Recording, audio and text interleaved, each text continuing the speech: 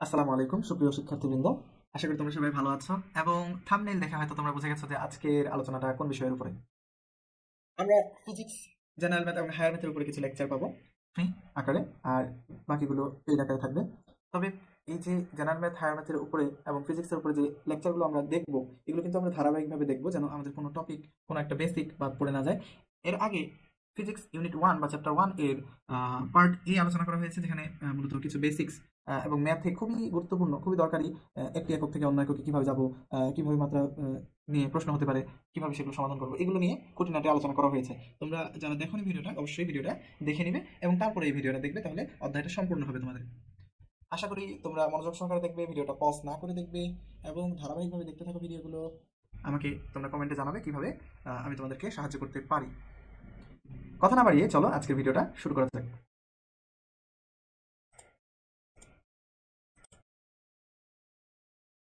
পর্ব 1.5 পরিমাপের যন্ত্রপাতি।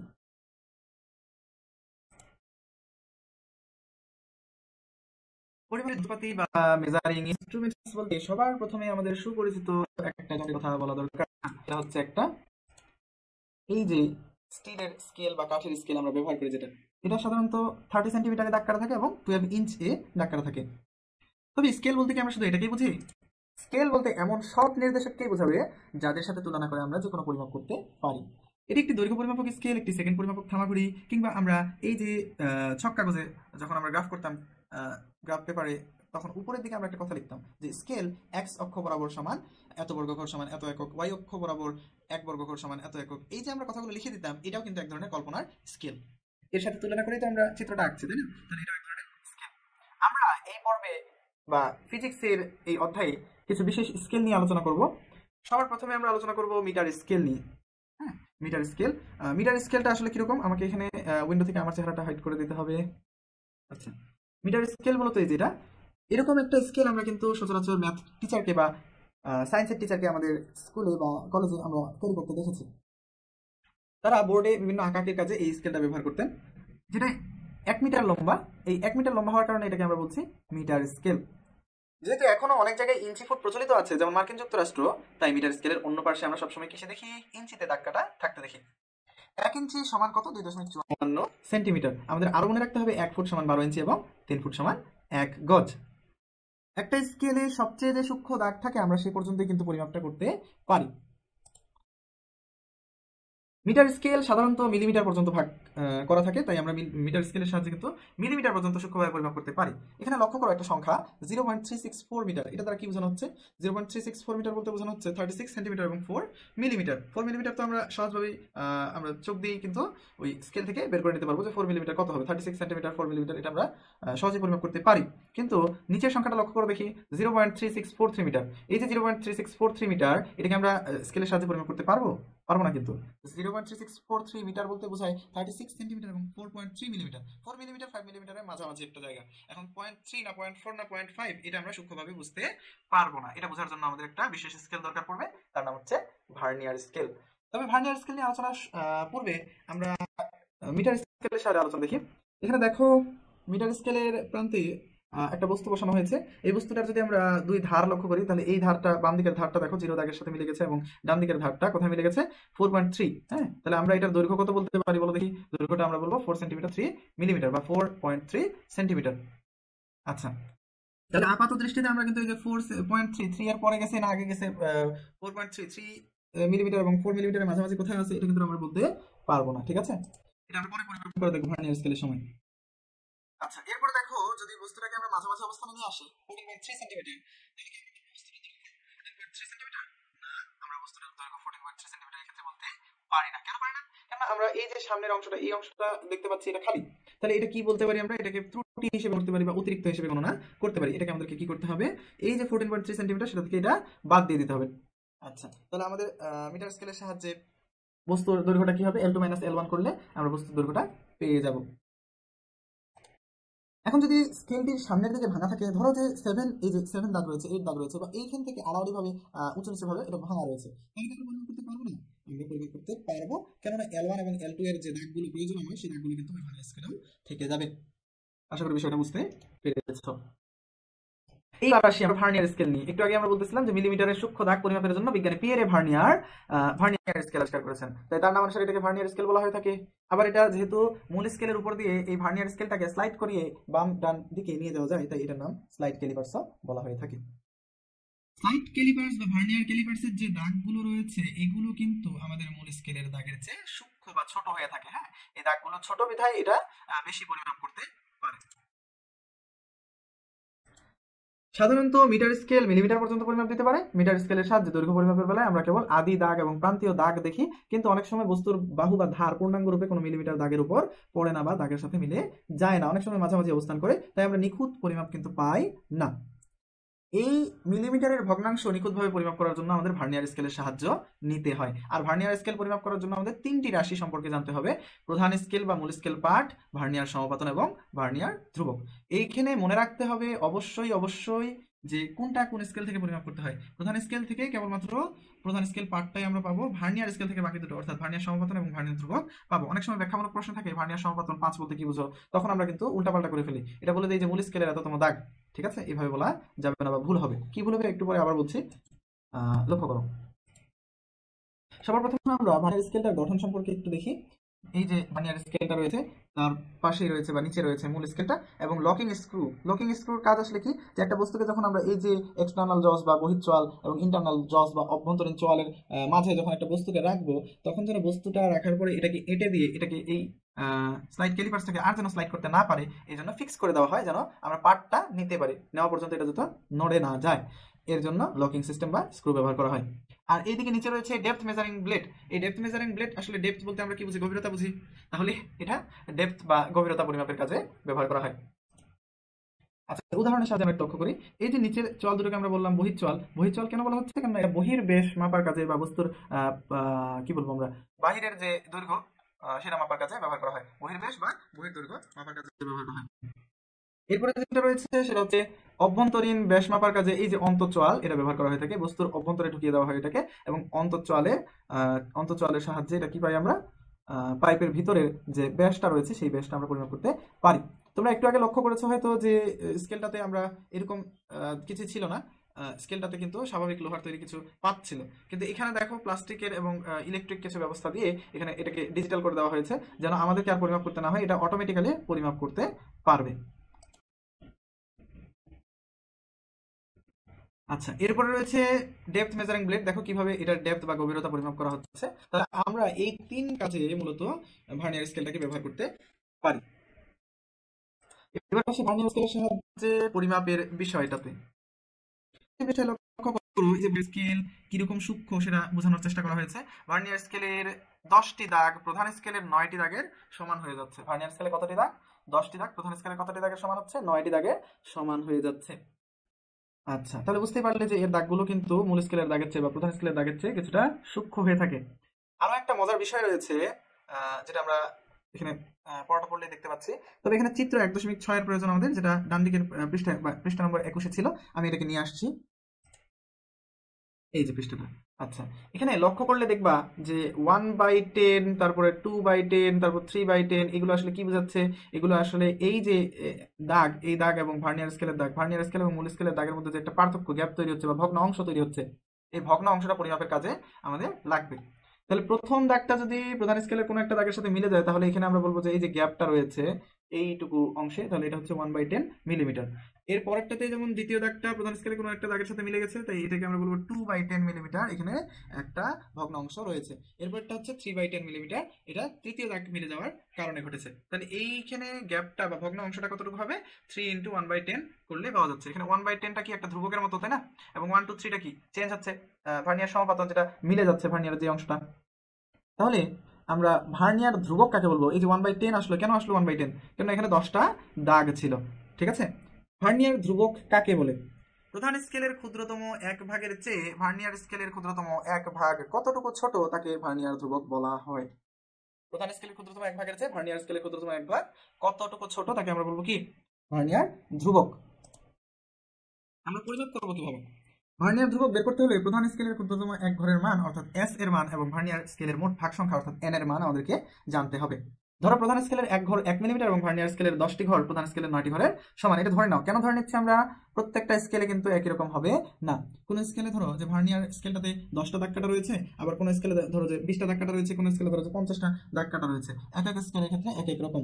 ঠিক আছে, তখন ভার্নিয়ার স্কেলের 10 ঘর কি হবে, এই যে এই অঙ্কটার ক্ষেত্রে ভার্নিয়ার স্কেলের 10 ঘর প্রধান স্কেলের কয় ঘরের সমান হচ্ছে, 9 ঘরের সমান হচ্ছে, এবং ভার্নিয়ার স্কেলের 1 ঘর তাহলে কত ঘরের সমান হচ্ছে, 9/10 মিলিমিটার, অর্থাৎ এত ঘরের সমান হচ্ছে। আমরা একটু আগে পড়েছি যে প্রধান স্কেলের 1 ঘর এবং ভার্নিয়ার স্কেলের 1 ঘর এই দুটার মধ্যে যে তফাৎ তাকে আমরা বলবো ভার্নিয়ার ধ্রুবক। তাহলে এখানে 1 মিলিমিটার থেকে এই যে ভার্নিয়ার স্কেলের 1 ঘরের যে ব্যবধান সেটা আমরা পেয়ে গেলাম, সেটা বিয়োগ করব, বিয়োগ করলে আমরা পেয়ে যাচ্ছি ভার্নিয়ার ধ্রুবক। এটাকে আমরা একটা সমীকরণ বা সূত্রের সাহায্যে প্রকাশ করতে পারি, ভার্নিয়ার কনস্ট্যান্ট বা ভিসি ইকুয়ালস টু S/N, যেখানে S হচ্ছে প্রধান স্কেলের ক্ষুদ্রতম 1 ঘরের মান এবং N হচ্ছে ভার্নিয়ার স্কেলের মোট ভাগ সংখ্যা।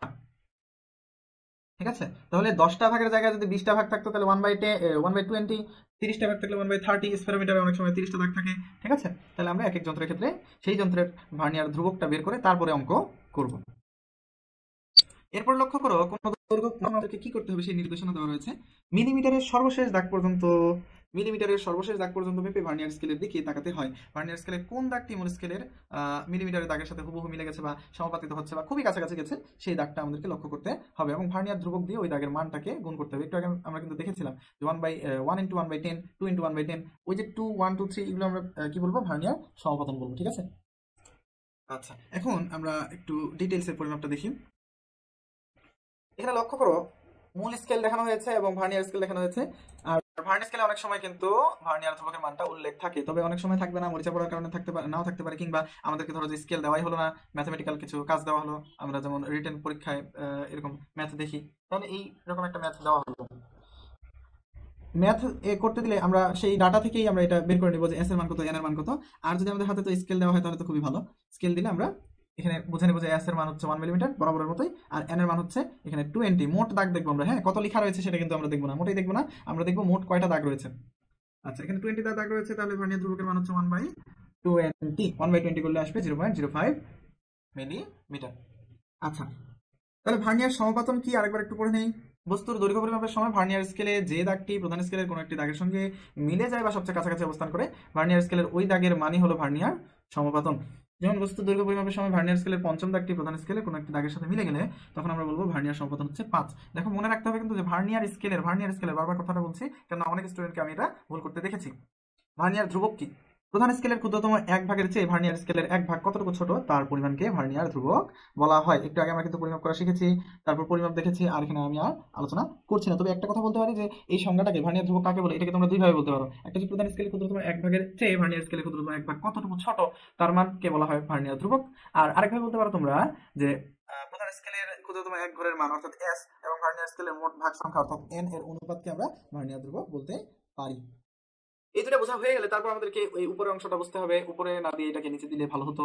আচ্ছা, মোট পার্ট মিটার স্কেলের পূর্ণ অংশ আর এই যে ভগ্ন অংশ যেটা আমরা পরিমাপ করতে পারিনি মিটার স্কেলে, সেটা আমরা পরিমাপ করব ভার্নিয়ার স্কেলের সাহায্য নিয়ে। এবং অতিরিক্ত ত্রুটি জিরো এরর এটা আমরা পরবর্তীতে পাবো, জিরো এররটা আসলে কি এবং কিভাবে পরিমাপ করব এটা নিয়ে আলোচনা আছে এই ভিডিওটির শেষের দিকে। তো আমরা ধারাবাহিকভাবে দেখতে থাকি। তাহলে আমরা বুঝতে পারলাম যে মিটার স্কেলের পূর্ণ অংশ এবং ভগ্ন অংশটা আমরা পরিমাপ করতে পারবো। দেখো মিটার স্কেলের পূর্ণ অংশটাকে এম দিয়ে প্রকাশ করব আর ভার্নিয়ার স্কেলের পার্টটা দুইটা হবে ভি ইন্টু ভিসি, তাহলে ওই দুটোর গুণফল আকারে এটা লিখবো। মূল যে সূত্র সেটা তোমাদের বইয়ে দেওয়া রয়েছে M plus V into VC, কিন্তু ত্রুটি থাকলে কি করতে হবে সেই সম্পর্কে কোনো ধারণা দেওয়া নাই। যদি ত্রুটির সাথে আসে মানে ইতিপূর্বে অঙ্ক হয়েওছে, হ্যাঁ যে ত্রুটি সহ পরিমাপের কিছু অঙ্ক পাওয়া গেছে, তাহলে তোমরা এই ক্ষেত্রে এই সূত্রটা অ্যাপ্লাই করবে। আচ্ছা, এরপরে আমরা কিন্তু ম্যাথ পাবো এটা না, হ্যাঁ পরবর্তী লক্ষ্য, ভার্নিয়ার স্কেলের পরিবর্তে একটি স্ক্রুকে ঘুরিয়ে যদি আমরা পরিমাপ করতাম তাহলে ওই যন্ত্রটাকে আমরা কি বলতাম, স্ক্রু গজ। হ্যাঁ, স্ক্রুর সাহায্যে যেহেতু পরিমাপ করছি তাই এর নাম হচ্ছে স্ক্রু গজ। এখানে স্ক্রু এর ঘাট হয় অত্যন্ত সূক্ষ্ম, স্ক্রু এর ঘাটটা অত্যন্ত সূক্ষ্ম। আচ্ছা, এই স্ক্রুটাকে একবার ঘুরিয়ে আনলে এটাকে আমরা বলবো পিচ। আচ্ছা, স্ক্রু গজটা কোথায় আছে তোমরা কি দেখতে পাচ্ছ? এই যে নিচের দিকে বাম দিকে ভার্নিয়ার স্কেল এবং ডান দিকে স্ক্রু গজ দেখানো হয়েছে। ধারাবাহিকভাবে আমরা যাই, ধারাবাহিকভাবে আলোচনা করতে গেলে প্রথমেই আসে স্ক্রু গজের গঠনটা নিয়ে আলোচনা। তো গঠনটা আমি এখানে দেখাচ্ছি। দেখো এই যে একটা স্ক্রু গজ, এই স্ক্রু গজের কি কি অংশ রয়েছে, গতিশীল চল এবং স্থির চলের কথা প্রথমে আসে। এই যে স্থির চল অর্থাৎ এটা নড়াচড়া করতে পারবে না, কিন্তু এই গতিশীল চলটাকে নড়াচড়া করা যাবে এই বৃত্তাকার স্কেল বা স্ক্রুটি ঘূর্ণনের মাধ্যমে। এই ঘূর্ণনযোগ্য টুপিটাকে যখন আমরা আঙুল দিয়ে ঘোরাবো, দুই আঙুল দিয়ে, তখন এটা অগ্রসর হবে বা পিছনে যাবে। কিন্তু এটাকে আমরা বরাবরের মতোই লক করে রাখতে পারবো কাজের সুবিধার্থে বা পরিমাপের সুবিধার্থে। রৈখিক স্কেল হচ্ছে যেটা স্থির থাকবে এবং ঘূর্ণনযোগ্য, চক্রাকার স্কেল হচ্ছে যেটা বৃত্তাকারে বা চক্রাকারে ঘুরতে পারবে এমন একটা স্কেল। এটাতে ওই ভার্নিয়ার স্কেলে যেমন আমরা দেখলাম যে বিভিন্ন সংখ্যক দাগ কাটা থাকে, এটাতেও কিন্তু বিভিন্ন সংখ্যক দাগ কাটা থাকে। এটাতে 50টা দাগ কাটা থাকতে পারে, 100টা দাগ কাটা থাকতে পারে, এক এক ধরনের যন্ত্রে এক এক রকম থাকে। হাতল কি? হাতল হাতল হচ্ছে ওই জায়গাটা যেখানে আমরা হাত দিয়ে ধরে পরিমাপটা করতে পারবো। এই হাতলে ধরলে কোনো সমস্যা নাই। আচ্ছা, এবার আসি যে কি পরিমাপ করতে হবে আমাদেরকে। সাধারণত মিটার স্কেলে মিলিমিটার পর্যন্ত পরিমাপ করা যায়, ভার্নিয়ার স্কেলে মিলিমিটারের দশমাংশ পর্যন্ত পরিমাপ করা যায় এবং স্ক্রু গজে মিলিমিটারের শতাংশ পর্যন্ত নির্ভুলভাবে পরিমাপ করা যায়। অত্যন্ত নিখুঁতভাবে কোনো তারের ব্যাস, তারপর কি পাতলা বেদ বা পাতলা পাতের বেদ, বা বেদ বলতে কি বোঝায় আসলে পুরুত্ব, হ্যাঁ। আর অন্যান্য এরকম কিছু রাশি আমরা পরিমাপ করতে পারি স্ক্রু গজের সাহায্যে। স্ক্রু গজের সাহায্যে পরিমাপের বেলায় ভার্নিয়ার স্কেলে যেমন আমরা 3টি রাশি সম্পর্কে জেনেছিলাম, এই স্ক্রুজের বেলায়ও কিন্তু আমাদেরকে 3টা রাশি সম্পর্কে অবশ্যই জানতে হবে। রৈখিক স্কেল পাঠ, বৃত্তাকার বা চক্রাকার স্কেল পাঠ এবং লঘিষ্ঠ ধ্রুবক। রৈখিক স্কেল হতে পরিমাপ, যেটা আমরা করি সেটাকে আমরা বলবো রৈখিক স্কেল পাঠ। চক্রাকার স্কেল হতে যেটা আমরা পরিমাপ করি সেটাকে বলবো আমরা চক্রাকার স্কেল পাঠ, এবং পিচ ভাগ চক্রাকার স্কেলের মোট ভাগ সংখ্যা, এটাকে আমরা বলবো লঘিষ্ঠ ধ্রুবক। আচ্ছা, এগুলো নিয়ে আমরা আরেকটু ডিটেলস জানবো, তবে একটু পরে। এই যে দেখো, একটা স্ক্রু গজ দেখানো হয়েছে যেখানে পিচটা কিন্তু উল্লেখ করাই আছে, হ্যাঁ।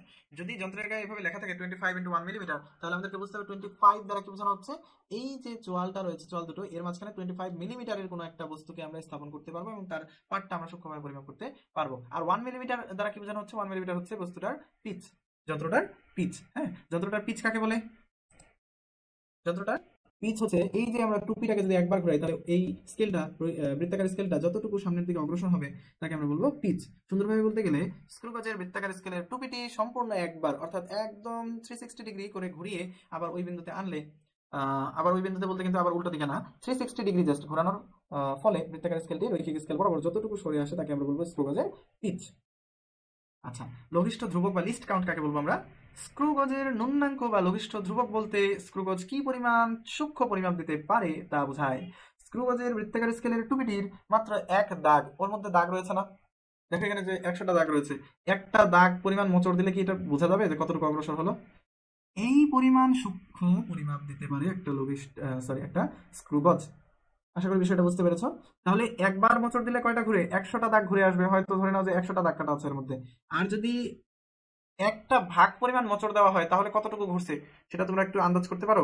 যদি 100টা দাগ থাকে তাহলে 3.6 ডিগ্রি ঘুরবে, আর যদি 50টা দাগ কাটা থাকে এর মধ্যে তাহলে কত ডিগ্রি ঘুরতে পারে? 7.2 ডিগ্রি ঘুরতে পারবে। এতটুকু পরিমাণ ঘোরালে যতটুকু সরে আসবে সামনের দিকে তাকে আমরা বলবো যন্ত্রের লঘিষ্ঠ গণন বা যন্ত্রের ন্যূনাঙ্ক। আশা করি বিষয়টা বুঝতে পেরেছ। ধরা যাক স্ক্রুর pitch P is equals to 1 millimetre, অর্থাৎ একবার পূর্ণ ঘূর্ণনে, এটা একবার পূর্ণ ঘূর্ণনে 1 মিলিমিটার এটা সামনের দিকে অগ্রসর হয়। তাহলে 0.1 সেন্টিমিটার পাচ্ছি আমরা। চক্রাকার স্কেলে মোট দাগ সংখ্যা পাচ্ছি আমরা 100টা, যদি 100টা হয়ে থাকে। আচ্ছা, ওতে সেই স্ক্রু গজটার পিচ ভাগ মোট ভাগ সংখ্যা করলে আমরা লঘিষ্ঠ গণন বা লঘিষ্ঠ ধ্রুবক বা যন্ত্রের ন্যূনাঙ্ক পাই যাবো। এটা কত পাচ্ছি আমরা? 0.01 মিলিমিটার বা 0.001 সেন্টিমিটার আমরা পাচ্ছি, হ্যাঁ। তাহলে স্ক্রু গজের সাহায্যে 0.001 সেন্টিমিটার পর্যন্ত ক্ষুদ্র দৈর্ঘ্য সঠিকভাবে কি করা যাবে? পরিমাপ করা যাবে। এই দুটা বোঝা হয়ে গেলে আবার আমরা উপরের দিকে চলে আসি। স্ক্রু গজের যান্ত্রিক ত্রুটি সহ বিবেচনা করলে, যান্ত্রিক ত্রুটি সহ মানে এই যে যান্ত্রিক ত্রুটিটা যদি বিবেচনা করি, আর যদি না থাকে তাহলে তো খুবই ভালো। আমাদের রৈখিক স্কেলের পূর্ণ অংশ, যেটা দিয়ে আমরা এই যে পূর্ণ অংশ কতটুকু গেছে এবং রৈখিক স্কেলের ভগ্ন অংশ অর্থাৎ ভাঙা অংশ কতটুকু গেছে, ভিতরের দিকে কতটুকু আছে, সেই অংশটা পরিমাপ করতে পারবো বৃত্তাকার স্কেলের সাহায্যে। এল দিয়ে প্রকাশ করা হচ্ছে লিনিয়ার স্কেল পার্ট বা লিনিয়ার স্কেল রিডিং, LSR দিয়ে, ঠিক আছে। আর বৃত্তাকার স্কেল পার্টটাকে হচ্ছে সার্কুলার স্কেল রিডিং, ঠিক আছে। সার্কুলার স্কেল রিডিং সেটা হচ্ছে C/LC। তাহলে এইটুকু অংশ পর্যন্ত তোমরা বুঝে রাখো, এবং পরবর্তীতে আমরা ত্রুটি যখন আলোচনা করবো তখন এই অংশটা নিয়ে আলোচনা হবে, বা যান্ত্রিক ত্রুটিটা কি সেটা নিয়ে আলোচনা হবে। আশা করি এই পর্যন্ত বুঝতে পেরেছো।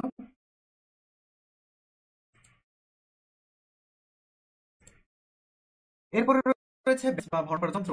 ব্যালেন্স বা ভর মাপার যন্ত্র আসলে কি ভর সরাসরি মাপতে পারে? না, সরাসরি মাপতে পারে না।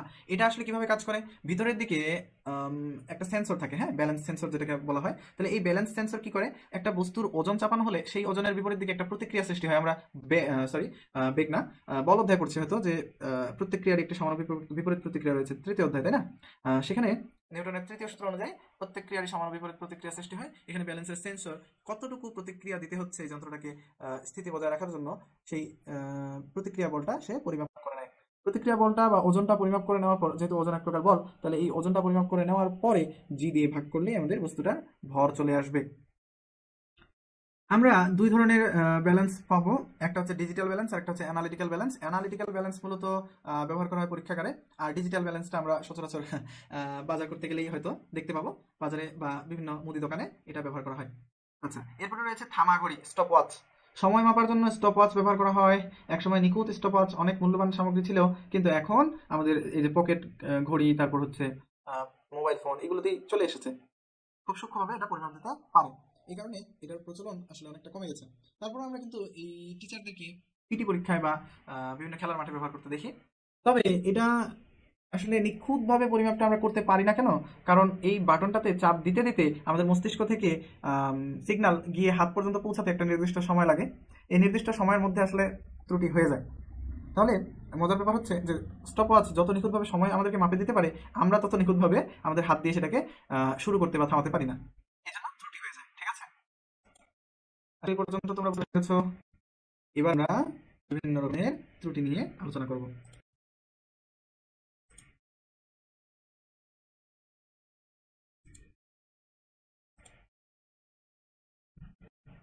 পর্ব 1.6 পরিমাপের ত্রুটি ও নির্ভুলতা।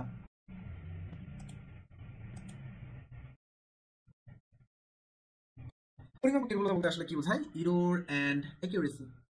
ত্রুটি একটি নেতিবাচক শব্দ, তাই না? ত্রুটি, কারো ত্রুটি বলতে আমরা কি বুঝি? যে তার দোষগুলোকে বোঝায়। আসলে পরিমাপের ত্রুটি বলতে আসলে পরিমাপে বিভিন্ন রকমের ত্রুটিকে বোঝায়, যেমন যন্ত্রের ত্রুটি, ব্যক্তিগত ত্রুটি। ঠিক আছে, যন্ত্রের ত্রুটি আবার কিভাবে থাকতে পারে? অনেকদিন ব্যবহারের কারণে কিন্তু নাট স্ক্রু এগুলো ক্ষয় হয়ে যেতে পারে, এগুলোতে ত্রুটি হতে পারে। আচ্ছা, এই ত্রুটি এবং নির্ভুলতাটা আমরা এই বই থেকে একবার রিডিং করে নেব, এবং আমি যেভাবে বলার চেষ্টা করছি সেটা তোমরা একটু মিলিয়ে নাও। পরিমাপের ভুল বা ত্রুটি, আমার চেহারাটাকে আবার ঢেকে দিতে হবে। পরিমাপের ভুল বা ত্রুটি, ইরোর্স ইন মেজারমেন্টস। কোনো ভৌত রাশির নির্ভুল পরিমাপ পেতে রাশির সাথে সম্পর্কযুক্ত যে সূত্র থাকে, আমরা যে সূত্রে পরিমাপ করব সেই সূত্রের অন্তর্গত সকল রাশিকে সকল রাশির মাপকে নির্ভুল হওয়া প্রয়োজন, অন্যথায় পরিমাপ সঠিক হবে না। যেমন বেগ মাপতে যাচ্ছি আমরা, বেগ মাপতে গেলে কি করতে হবে? অবশ্যই যে দূরত্ব বা দৈর্ঘ্যটা রয়েছে সেই দৈর্ঘ্যটা কিন্তু খুব সুন্দরভাবে মাপতে হবে, এটাতে যেন ত্রুটি না থাকে। সময় যেটা রয়েছে সময়টা অবশ্যই সূক্ষ্মভাবে মাপতে হবে। তাহলে ওর সাথে সম্পর্কযুক্ত যতগুলো রাশি থাকবে সবগুলোকে সূক্ষ্মভাবে মাপতে হবে।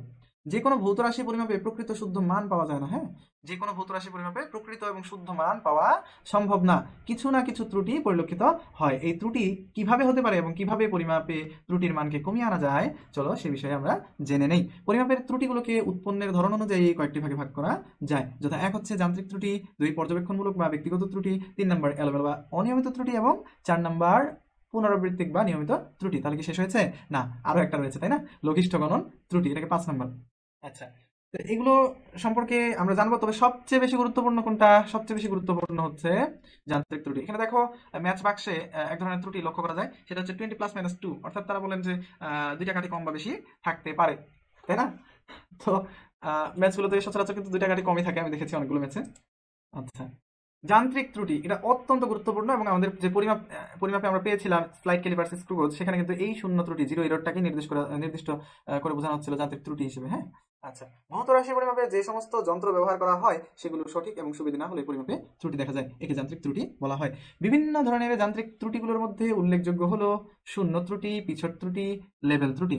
এখানে আমরা শূন্য ত্রুটিটাকে দিয়ে রেখেছি। শূন্য ত্রুটি প্রথমেই রয়েছে। শূন্য ত্রুটি আসলে কিরকম? সাধারণত ভার্নিয়ার স্কেল, স্ক্রু গজ, স্লাইড ক্যালিপার্স, স্প্যারোমিটার ইত্যাদি প্রধান স্কেলের জিরো দাগ, ভার্নিয়ার বা বৃত্তাকার স্কেলের জিরো দাগের সাথে না মিলে যদি আগে বা পিছনে থাকে তবে একে শূন্য ত্রুটি বলা হয়। তাহলে এখানে দেখতে পাচ্ছ, এখানে আগে রয়েছে, পরে রয়েছে, আবার এখানে দেখো আগে পরে রয়েছে।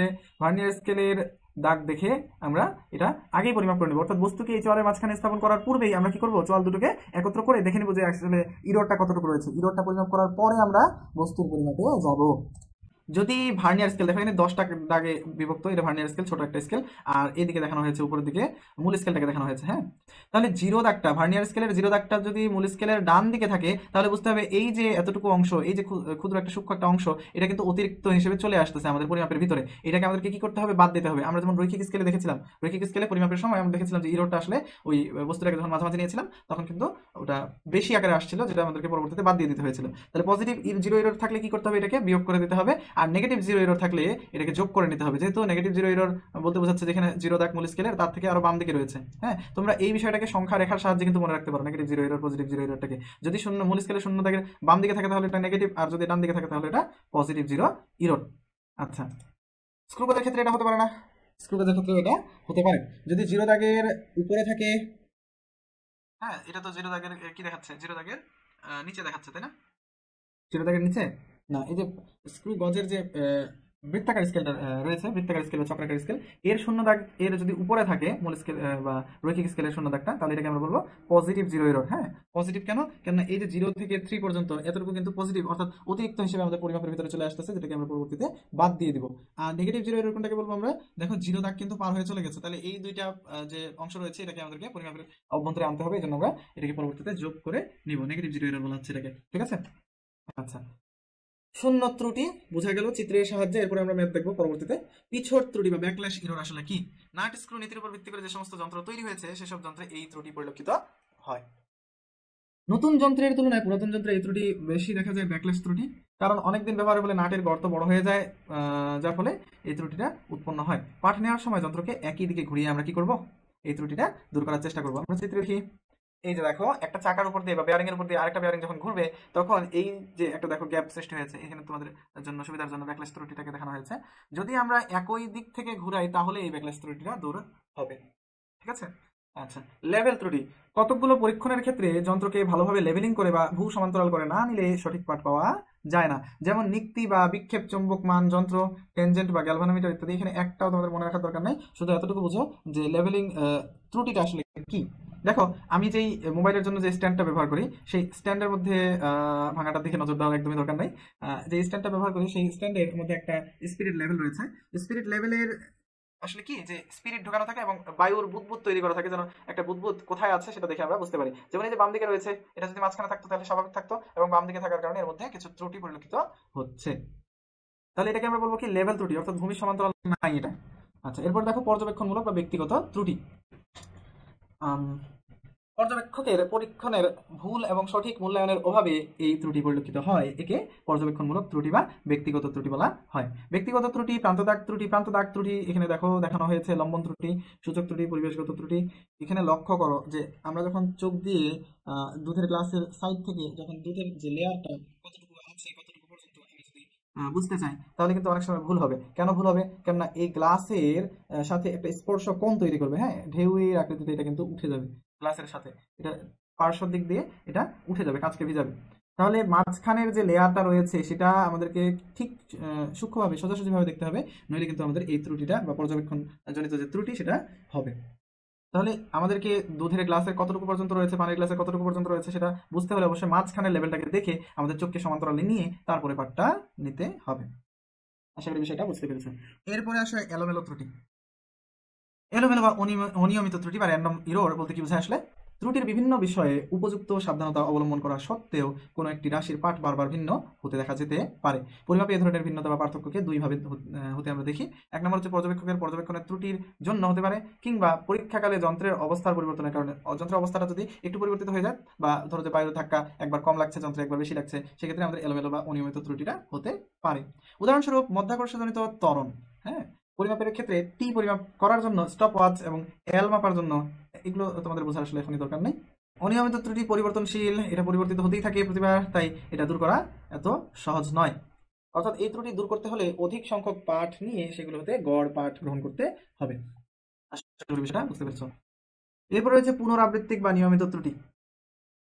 পরীক্ষাকালে কোনো কোনো ত্রুটির ফলে পরীক্ষাধীন রাশির পরীক্ষালব্ধ মান সর্বদাই এবং নিয়মিতভাবে রাশিটির প্রকৃত মান অপেক্ষা কম বা বেশি হতে পারে। বোঝা নাই? পরীক্ষাকালে কোনো কোনো ত্রুটির ফলে পরীক্ষাধীন রাশি, যে রাশিটা আমরা বের করতে চাচ্ছি, ধরো যে ক্ষেত্রফল বের করতে চাচ্ছি, তাহলে পরীক্ষালব্ধ মান সর্বদাই এবং নিয়মিতভাবে, সর্বদাই এবং নিয়মিতভাবে মানে হচ্ছে প্রতিনিয়ত প্রত্যেকবার পাঠ নেওয়ার সময় রাশিটির প্রকৃত মান অপেক্ষা কম বা বেশি হতে পারে। রাশিটির যে প্রকৃত মান, ধরো আমাকে টিচার বলে দিল যে এত হতে পারে, কিন্তু আমি দেখলাম যে এটা আসলে এত হচ্ছে না, তার থেকে কিছুটা কম হচ্ছে, তার থেকে কিছুটা বেশি হচ্ছে, ইত্যাদি হচ্ছে। এই ধরনের ত্রুটিকে আমরা বলবো অনিয়মিত বা পুনরাবৃত্তিক ত্রুটি।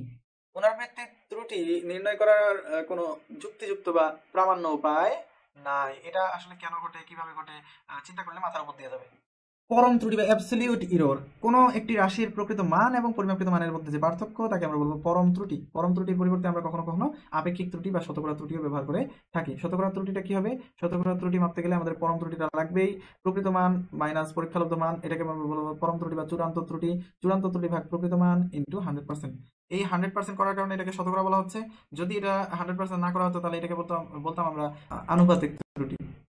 এরপর দেখো লঘিষ্ঠ গণন ত্রুটিটা আসলে কি? কোন যন্ত্রের সাহায্যে ন্যূনতম যে পরিমাণ পরিমাপ করা সম্ভব হয় তাকে ওই যন্ত্রের লঘিষ্ঠ গণন বা যন্ত্রের ন্যূনাঙ্ক বলে। আমরা লঘিষ্ঠ গণন কিন্তু পরিমাপ করে শিখেছি স্ক্রু গেজের সাহায্যে, তাই না? লঘিষ্ঠ গণন ত্রুটি কমানো যায় কিভাবে? সূক্ষ্ম এবং উন্নত মানের যন্ত্র ব্যবহার করে। সূক্ষ্ম এবং উন্নত মানের যন্ত্র ব্যবহার করতে বলা হয়েছে লঘিষ্ঠ গণন ত্রুটি দূর করার জন্য। তবে একই পরিমাপ রাশির অধিক সংখ্যক পার্ট নিয়ে এবং ওই পার্টসমূহের গড় মান নিয়ে আমরা কিন্তু এই ত্রুটিটা দূর করতে পারি। এলোমেলো বা অনিয়মিত এবং পুনরাবৃত্তিক বা নিয়মিত ত্রুটির ক্ষেত্রে লঘিষ্ঠ গণন ত্রুটি লক্ষ্য করা যায়। এরপরে রয়েছে সূক্ষ্মতা বা সঠিকতা। হ্যাঁ, সূক্ষ্মতা বা সঠিকতা আমরা বা বলতে পারি না, আমি এখনই বললাম বা, তাই না? এটাকে আমরা বলবো আলাদা আলাদা ভাবে দুটা রাশি। সঠিকতা কি আসলে বা একিউরেসি কি আসলে? কোনো যন্ত্রের সঠিকতা বলতে বোঝায় যে ওই যন্ত্র সংশ্লিষ্ট রাশিটির প্রকৃত মানের কত কাছাকাছি পরিমাপ করতে সক্ষম। রাশিটির প্রকৃত মান ও যন্ত্রটি দ্বারা পরিমাপ্য মান যত কাছাকাছি হয় যন্ত্রের সঠিকতা তত বেশি হয়। ধরা যাক একটি নিক্তি বা তুলা যন্ত্র দ্বারা 50 গ্রাম ভরের একটা বস্তুকে পরিমাপ করছে, প্রথমবার পাওয়া গেল 45 গ্রাম, তারপরে পাওয়া গেল 49.5 গ্রাম কোনো একটা আলাদা যন্ত্র দিয়ে। তাহলে দুইটা যন্ত্রের মধ্যে সঠিকতা কার বেশি?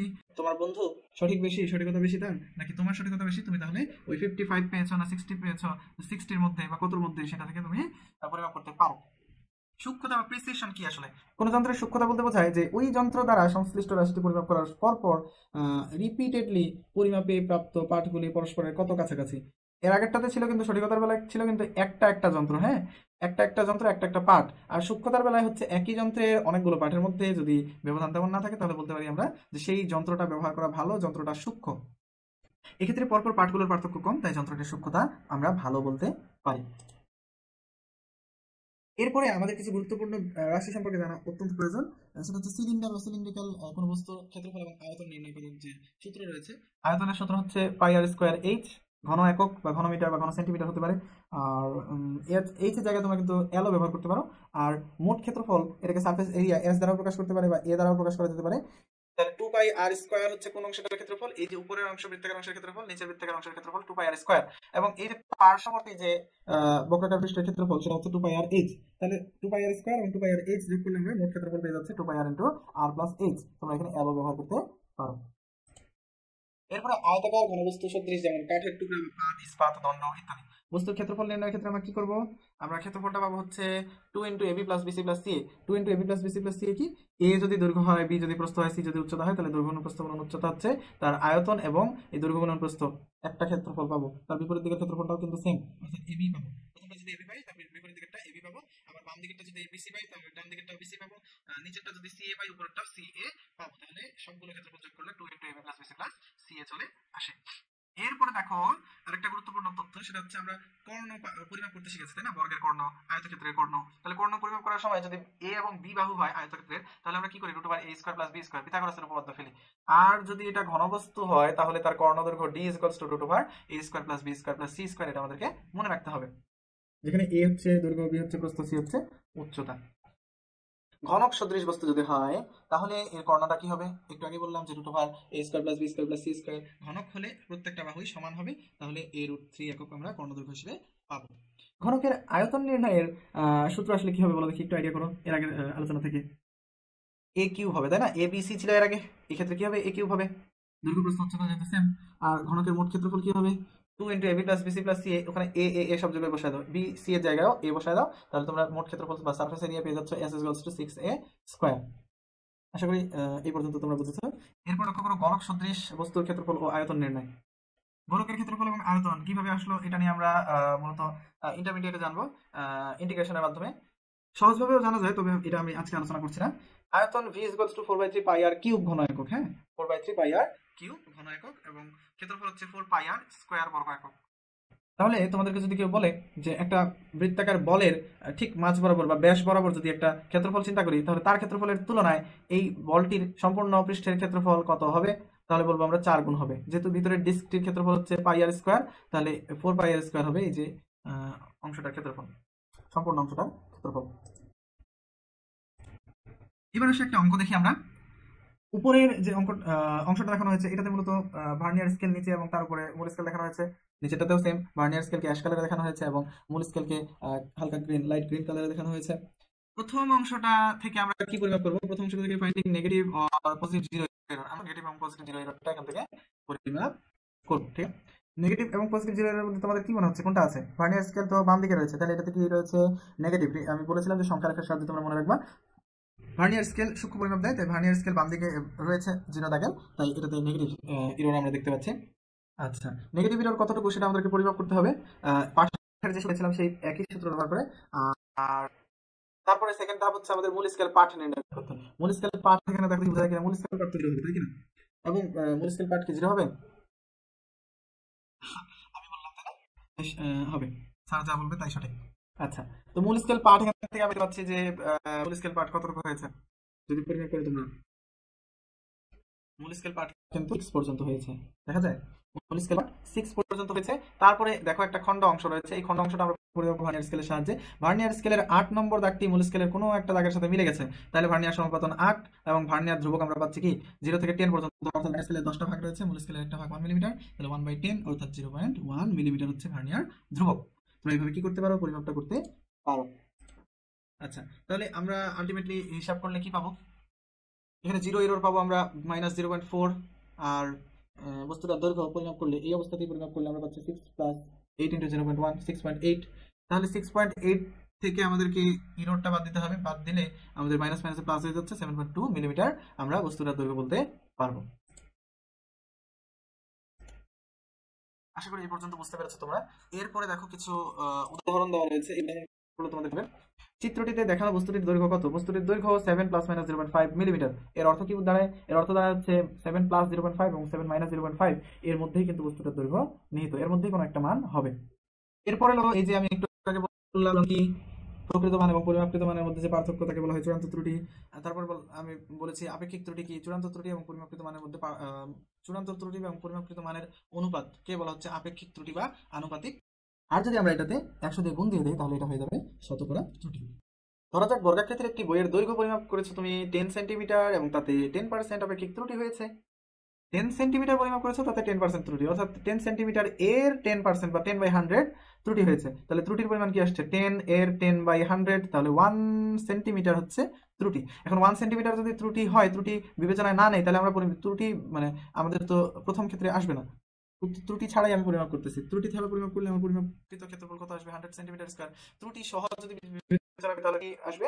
ত্রুটি সহ বিবেচনা করলে এখানে আসবে এই যে 9। একটু আগে বলেছি যে 1 সেন্টিমিটার, তাহলে এর ত্রুটি হচ্ছে 1 সেন্টিমিটার। ত্রুটি হলে হয় বেশি না হয় কম। যদি কম হয় তাহলে ক্ষেত্রফল কত হবে? যদি বেশি হয় তাহলে ক্ষেত্রফল কত হবে? চূড়ান্ত ত্রুটি আমরা দুটো থেকেই বের করব, 81 সেন্টিমিটার এবং 100 এর মধ্যে যে পার্থক্য, এবং 121 এবং 100 এর মধ্যে যে পার্থক্য সেটা নিয়ে। ঠিক আছে, আর আমাদের মনে রাখতে হবে সবচেয়ে বেশি সম্ভাব্য ত্রুটিটাই ব্যবহার করতে হয় আমাদেরকে, হ্যাঁ, বাস্তবিক জীবনে।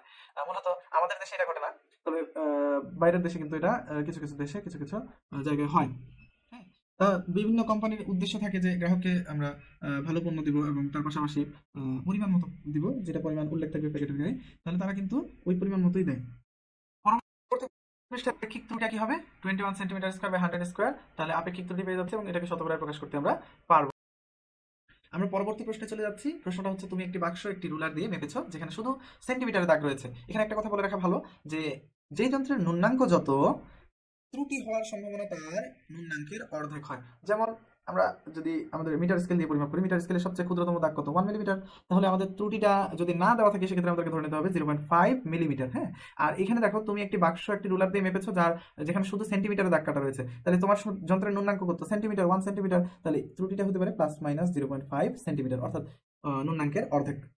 তুমি বাক্সটির দৈর্ঘ্য, প্রস্থ এবং উচ্চতা হিসেবে পেয়েছো 10 সেন্টিমিটার, 5 সেন্টিমিটার, 4 সেন্টিমিটার। তোমার মাপে কত শতাংশ ত্রুটি রয়েছে? এখানে তোমাকে আরেকটা বিষয় গুরুত্ব দিতে হবে যে কি মাপে তোমার ত্রুটিটা চাচ্ছে। আয়তন পরিমাপে তোমার ত্রুটি বোঝাচ্ছে। তাহলে এখানে দৈর্ঘ্য, প্রস্থ, উচ্চতা আমরা এই যে ত্রুটি সহ লিখলে কিভাবে পাবো আমরা? 10 ± 0.5, 5 ± 0.5 এবং 4 ± 0.5। তোমার মাপা আয়তন বা তোমার পরিমাপকৃত মান কি হবে? দৈর্ঘ্য গুণন প্রস্থ গুণন উচ্চতা, তুমি ত্রুটি বাদ দিয়ে যেটা পরিমাপ করবে সেটা, তাহলে সেটা হচ্ছে 200 সেন্টিমিটার কিউব বা 200 কিউবিক সেন্টিমিটার। সম্ভাব্য সবচেয়ে ছোট আয়তন এবং সম্ভাব্য সবচেয়ে বড় আয়তন আমরা বের করে নিব। এই যে ত্রুটিটার মাইনাস একবার ধরে একবার প্লাস ধরে আমরা এটা বের করে নিব। তাহলে এটা কি বোঝাচ্ছে? যে আয়তনটা থাকতে পারে 149.625 সেন্টিমিটার কিউব থেকে 259.875 সেন্টিমিটার কিউবের ভেতরে। চূড়ান্ত ত্রুটি আমরা এর আগে শিখেছি যে আমাদেরকে যাই করি না কেন আমাদেরকে বিয়োগ করার পরে বড় ত্রুটিটা নিয়ে কাজ করতে হবে। তাহলে আপেক্ষিক ত্রুটি আমরা পেয়ে যাবো এবং শতকরা ত্রুটিটাও আমরা সূত্র হতে বের করে নিতে পারবো ইনশাআল্লাহ। আশা করি অঙ্ক দুটো বুঝেছো। আচ্ছা,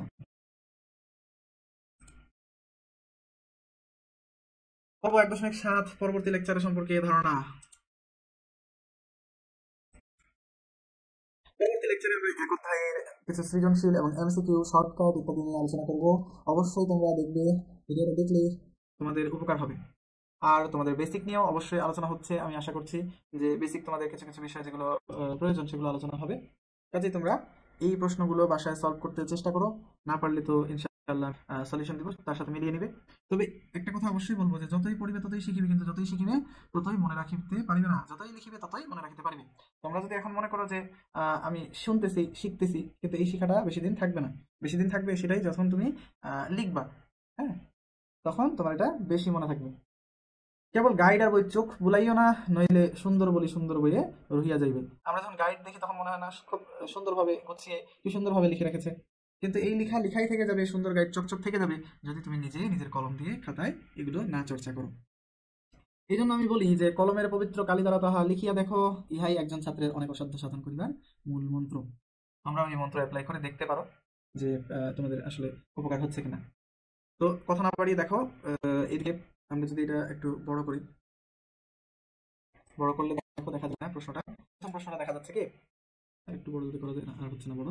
তাহলে দেখো এখানে একটা প্রশ্ন দেওয়া রয়েছে এবং তারপরে হিন্টস দেওয়া রয়েছে। হিন্টস তোমরা একদমই দেখবে না, হিন্টস কোনো উত্তর নয়, এটা জাস্ট দেওয়া হয়েছে তোমাদেরকে মস্তিষ্কে একটা আলোড়ন সৃষ্টি করার জন্য, উদ্দীপনা সৃষ্টি করার জন্য। একান্ত না পারলে তখন এটা দেখে নিয়ে, কিন্তু তোমাদের এই ফরম্যাটে কোনো উত্তরই হবে না, হ্যাঁ, এটা মাথায় রাখতে হবে। আচ্ছা, দেখবা না, তোমরা প্রশ্ন দেখবা, দেখে উত্তর করবা, উত্তর করে লার্নিং বিডি পেজে বা গ্রুপে তোমরা এটা শেয়ার করতে পারো। তাহলে আমি এটা দেখে নিবো এবং তোমাদেরকে রিভিউ করে জানাবো যে উত্তরটা ঠিক হয়েছে না ভুল হয়েছে। দেখো একটা প্রশ্ন রয়েছে, তার হিন্টস রয়েছে। তারপরে আরেকটি রয়েছে, তৃতীয় প্রশ্ন, এরও হিন্টস রয়েছে নিচে। তারপরে আরেকটি প্রশ্ন, এটারও হিন্টস রয়েছে নিচে। পঞ্চম প্রশ্ন দেখা যাচ্ছে, পঞ্চম প্রশ্নটাও তোমরা ট্রাই করবা। এবং ষষ্ঠ প্রশ্ন, এই যে দেখো ষষ্ঠ প্রশ্ন। তাহলে 6টা প্রশ্ন এবং এই আমার ডায়লগটা দেওয়া রয়েছে।